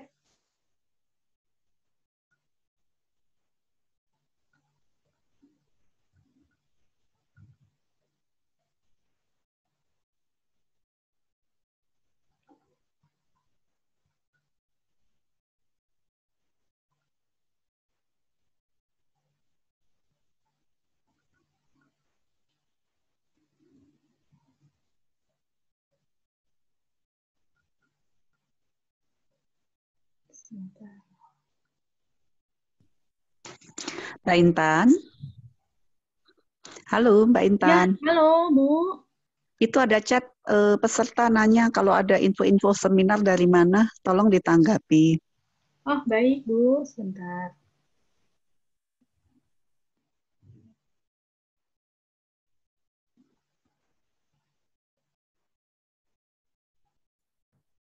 Saya bantu jawab ya, Sis Intan, untuk di chat ya. Oh ya, ini sedang buka chatnya. Ya, kalau Bapak Ibu bagaimana gitu ya cara mendapatkan informasi mengenai seminar-seminar dari Prodia gitu ya, dan memang Prodia sering sekali mengadakan edukasi kesehatan untuk masyarakat. Jadi Bapak Ibu jika ingin menanyakan terkait hal tersebut bisa ditanyakan ke kontak Prodia di 15830. Nanti dari kontak Prodia akan membantu menginformasikan ada webinar atau seminar apa aja ya pada bulan ini gitu, dan topiknya terkait apa, seperti itu. Oh iya Bapak Ibu sekalian menunggu ya sembari mengisi kuesioner, saya ingin menginformasikan program promo Prodia dalam rangka hari ulang tahun Prodia. Ada program Be Healthy First yang akan diselenggarakan pada 8 sampai 31 Maret. Bapak Ibu akan mendapatkan keringanan biaya sebesar 20% untuk semua pemeriksaan yang dikerjakan oleh Prodia melalui aplikasi Prodia Mobile yang tadi sudah ditampilkan ya di video juga ya. Silakan Bapak Ibu yang ingin melakukan pemeriksaan rutin untuk mengecek kesehatannya bisa memanfaatkan keringanan biaya tersebut pada 8 sampai dengan 31 Maret. Tidak usah khawatir apakah harus di bulan itu ya untuk periksanya.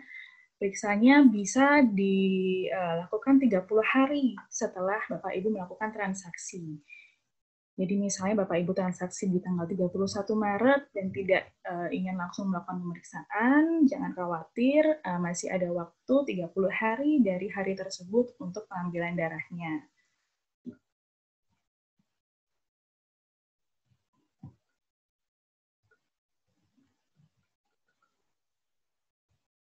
Baik, selanjutnya saya akan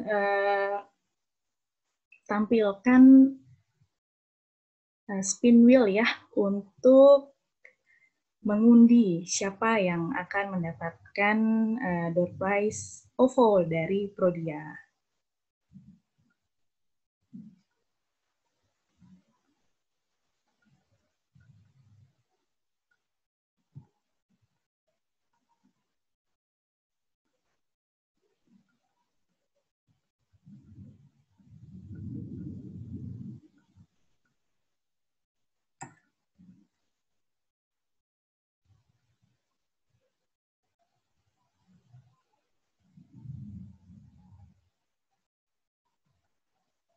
Apakah terlihat semuanya? Sudah, Mbak. Baik, mohon dibantu ya untuk panitia nanti untuk mencatat nama pemenangnya ya. Sudah mulai deg-degan ya Bapak Ibu ya. Kita undi untuk yang pertama. Siapa yang akan mendapatkan door prize OVO senilai Rp100.000.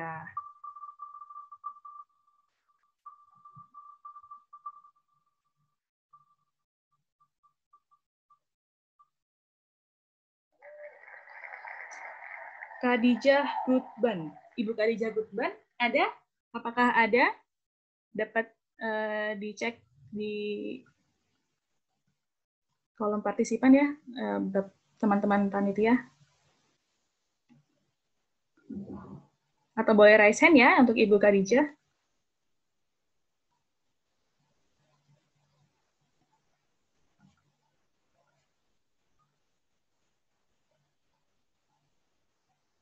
Sepertinya tidak ada, Mbak. Oh, tidak ada. Baik, kita akan putar lagi.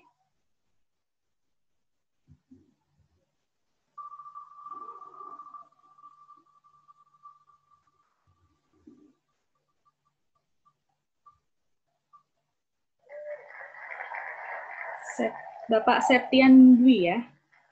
Apakah ada Mas Rizal?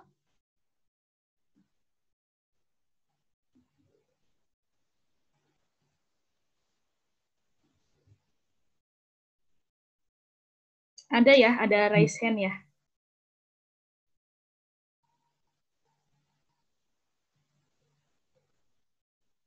Sepertinya belum ada juga, Mbak.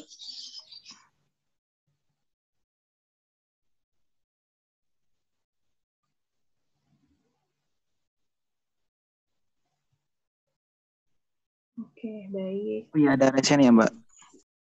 Kenapa? Ada resen sama ngechat di kolom chat, Mbak. Oh iya, boleh Bapak Ibu yang namanya ada di sebagai pemenang ya. Boleh dibantu dituliskan juga di kolom chat karena memang ini sepertinya ada kendala teknis ya, namanya ada beberapa yang sama. Ada ya, Mas Rizal ya, di kolom chat dan juga resen. Betul, Mbak. Baik. Selamat untuk Bapak Septian Dwi. Anda berhak mendapatkan voucher OVO senilai Rp100.000. Mohon dapat menuliskan nomor handphonenya juga ya Pak ya di kolom chat untuk nanti akan dikontak oleh panitia untuk dikirimkan vouchernya. Baik, untuk yang kedua,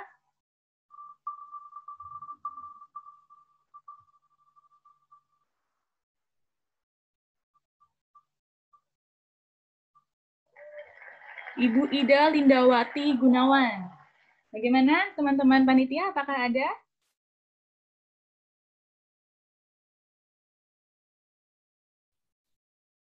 Ada yang raise hand lagi itu. Boleh dituliskan di kolom chat juga ya, Bapak Ibu.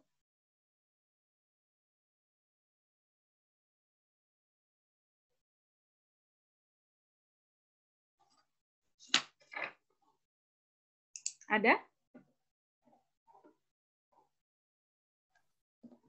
Ada Mbak Intan? Ada ya, oke baik. Ya, Selamat di chat, Ibu Ida Lindawati Gunawan. Sis Intan, maaf. Ya? Ya, untuk mohon maaf untuk Bapak Ibu yang masih menggunakan ID atas nama Maria Intan, mungkin bisa dibantu diubahkan namanya dulu ya Bapak Ibu ya, agar kami bisa mengidentifikasi dari nama yang sesuai. Yang masih namanya atas nama Maria Intan, mungkin bisa disesuaikan dengan nama Bapak dan Ibu yang sesuai. Maksudnya Mbak Wintan yang tadi belum registrasi, gitu ya Mbak Wita. Jadi Bapak Ibu yang tadinya tidak registrasi, pasti namanya tidak akan keluar muncul di link. Sehingga pada saat pengundian, namanya semua akan keluar namanya Maria Intan. Begitukah Mbak Panitia? Ya, Ibu Nur. Ya, Ibu, betul. Betul.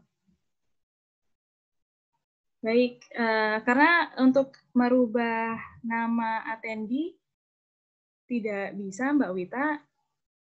Jadi memang bisa dituliskan di kolom chat ya untuk Di sini saya cek ada 48 peserta yang menggunakan nama Mbak Maria Intan. Jadi Bapak Ibu untuk bisa dapat door prize yang sebelumnya belum registrasi dapat mengubah rename di daftar peserta sesuai dengan nama Bapak Ibu. Mungkin seperti itu saya tambahkan. Baik, terima kasih Bu Nur. Mbak Intan, maaf tambahan. Mungkin bagi pemenang juga apabila tersebutkan namanya boleh raise hand. Nanti saya coba bantu untuk chat dan menanyakan secara langsung. Nanti saya rename bisa, Mbak. Oh, baik. Ya, terima kasih Mas Rizal. Untuk Ibu Purwanti Rahayu, apakah ada?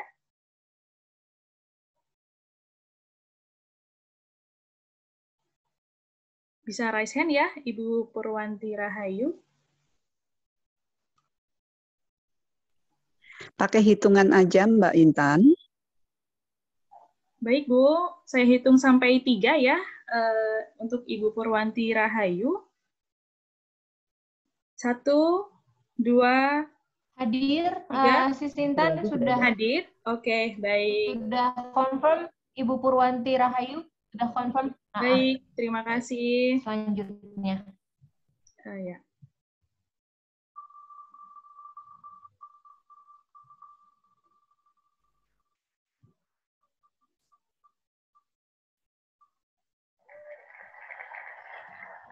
Untuk Ibu Aulia Rizkiana, silakan raise hand.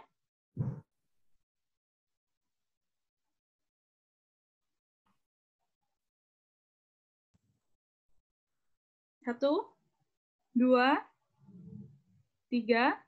Tidak ada ya teman-teman panitia? Ada Mbak barusan. Ada, Terakhir. baik. Terima kasih. Oke. Ibu Selanjutnya. Aulia Rizkiana ada yang confirm. Baik, terima kasih.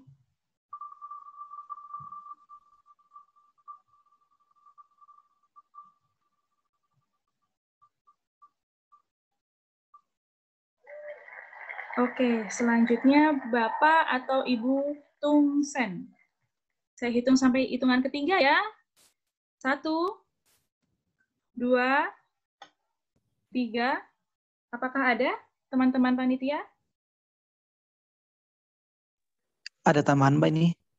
Udah raise hand. Baik, selamat untuk Bapak atau Ibu Tung Sen ya. Selanjutnya,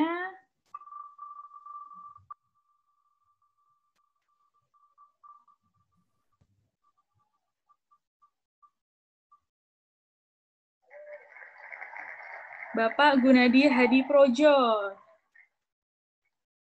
Silakan raise hand. 1, 2, 3. Apakah ada teman-teman panitia?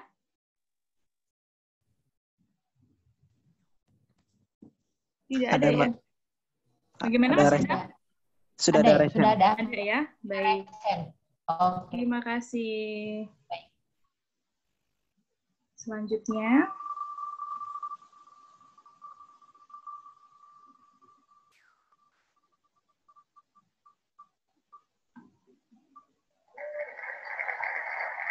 Ibu Walimah.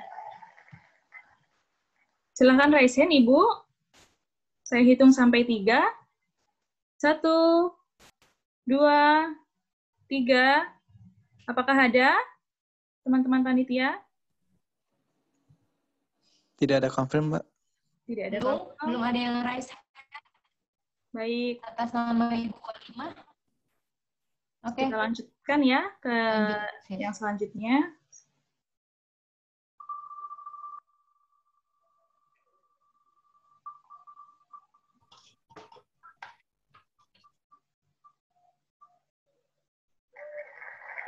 Ibu Helena Leni.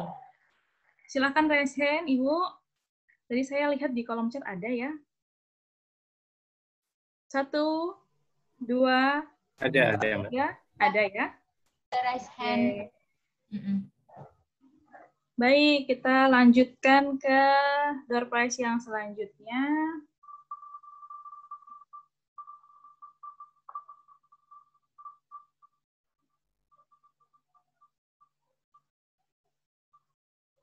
Selanjutnya atas nama Hotma Antoni Hutahian. Silahkan raise hand.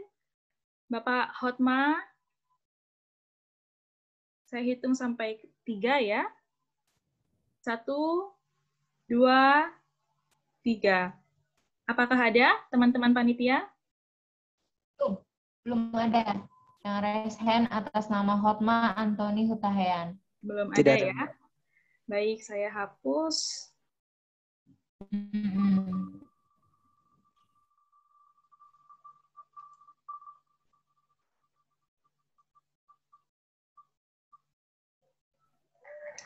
Oke, selanjutnya atas nama Bapak Suseno. Apakah ada Bapak Suseno? Saya hitung sampai 3. 1, 2, 3. Apakah ada yang raise hand? tidak ada juga, Mbak. Belum Tidak ada. ada, Sis. Oke, baik.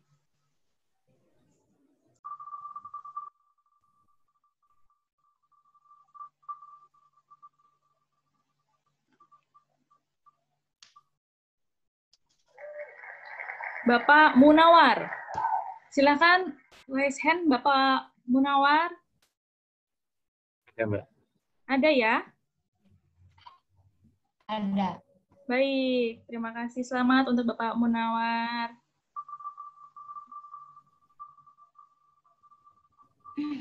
Ada berapa lagi sih untuk vouchernya? 2 lagi. Oh, 2 lagi, baik. Untuk Ibu Putri Afifah, silahkan raise hand.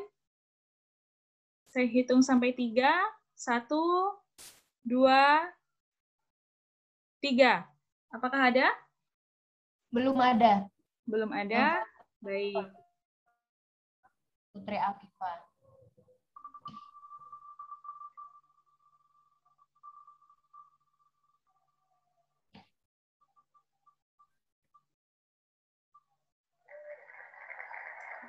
Ibu Yunita Dwi Puspita, silahkan raise hand.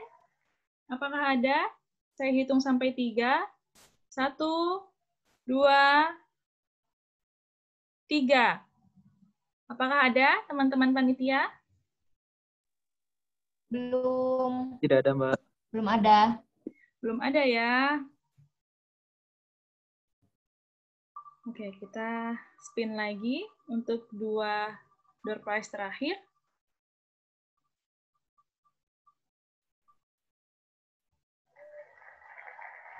Ibu Luli Kurniawan. Apakah ada? Silahkan raise hand. 1, 2, 3. Tidak ada ya teman-teman ya? Tidak ada, Mbak. Oke. Ya sayang sekali ya ini Bapak Ibu.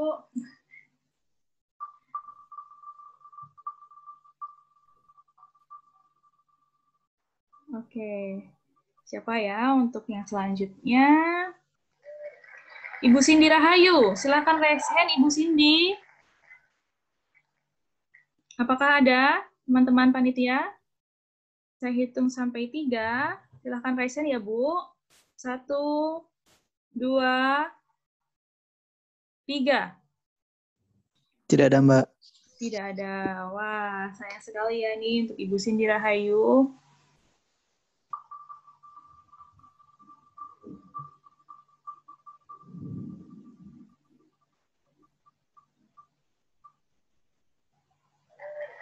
Bapak Joni Arifin, apakah ada?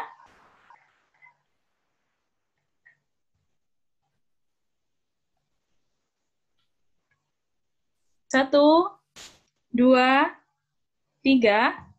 Apakah ada teman-teman panitia? Tidak ada juga, Mbak. Tidak ada. Baiklah.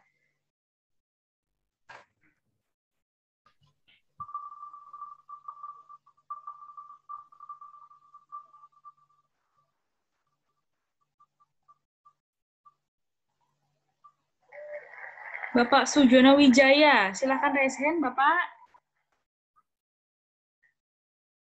Apakah ada? 1, 2, 3. Tidak ada ya, teman-teman? Tidak ada. Oke, baik. Sepertinya untuk 2 undian terakhir ini akan kita berikan kepada penanya terbaik ya dari rekapitulasi pertanyaan yang tadi. Nanti akan kami informasikan melalui email kepada Bapak Ibu penanya terbaik. Ada 2 door prize tersisa. Selamat untuk Bapak Ibu semuanya yang sudah mendapatkan door prize OVO senilai 100.000 dan yang tentunya pasti yang sudah mendapatkan edukasi kesehatan yang luar biasa dari Dr. Luti dan juga Bapak Fahril. Terima kasih sudah berkenan ya untuk mengikuti webinar Myasthenia Gravis pada hari ini. Semoga apa yang sudah disampaikan oleh dokter dan juga Pak Fahril itu memberikan kita awareness ya terhadap kesehatan khususnya penyakit autoimun Myasthenia Gravis. Terima kasih untuk Dr. Luti. Terima kasih. Ya, sama-sama. Semoga Terima kasih, bermanfaat. terima kasih, Dr. Luti. Sangat bermanfaat, Dok. Terima kasih banyak. Terima kasih, Pak Fahril. Ya, terima kasih, Ibu Nur sudah berkenan untuk hadir selaku Regional Head Prodia Greater Jakarta Reja. Terima Nur, kasih. apa kabar? Terima kasih, Dr. Luti. Apa kabar? Berapa tahun nggak pernah ketemu ya? Iya ini, Dok. 10 tahun ya kita. Aduh, udah hampir 20 tahun kali. Nostalgia ya, Bu ya, dengan Dr. Luti. Sehat selalu ya, Dok. Ya, Terima kasih banyak. Ya, tadi saya yang bisa saya jawab di Q&A, saya jawab. Ya. Siap, terima kasih, Dok. Tapi ada beberapa pertanyaan yang agak bingung saya jawabnya. Tadi saya tidak bisa jawab, ya, karena nggak spesifik. Gitu. Ya. Baik. Terima kasih banyak, Dr. Luti sudah mensupport kami, sudah membantu kami juga ya, Dok ya. Terima kasih, Ibu Nur. Terima kasih. Terima kasih, Bapak Ibu sekalian. Sehat selalu. Sehat selalu. Dan rekan-rekan panitia. Ya, terima kasih semuanya. Saya selaku MC dan moderator, mohon maaf apabila ada salah-salah kata yang mungkin kurang berkenan untuk Bapak Ibu sekalian. Sampai jumpa di webinar-webinar selanjutnya. Salam sehat. Terima kasih. Ya, terima kasih. Terima kasih banyak. Terima kasih semuanya. Mas Pak Fahril, terima kasih dan Bapak Ibu Dr. semua, terima kasih. Oke, Terima kasih saya banyak. pamit ya. Ya. Baik, terima kasih Dr. Terima Luti. kasih banyak dokter, sehat selalu ya Dok. Ya, sama-sama.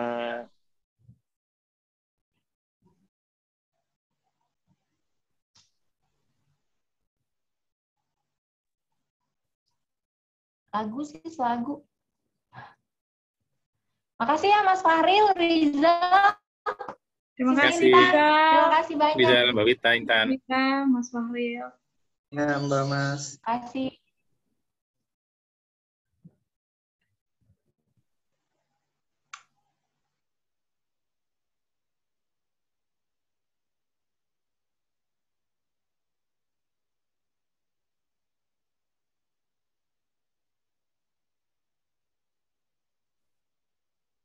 Izin live ya, terima kasih semuanya.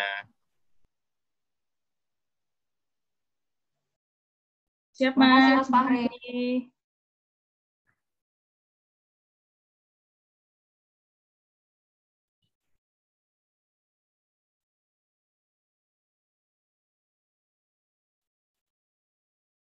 Terima kasih banyak ya.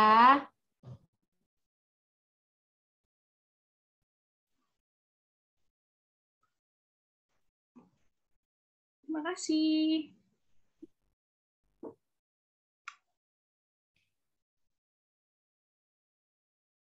Udah boleh live kah aku? Masya Allah. Aku Aku live ya, Sis. Makasih banyak ya, Sis.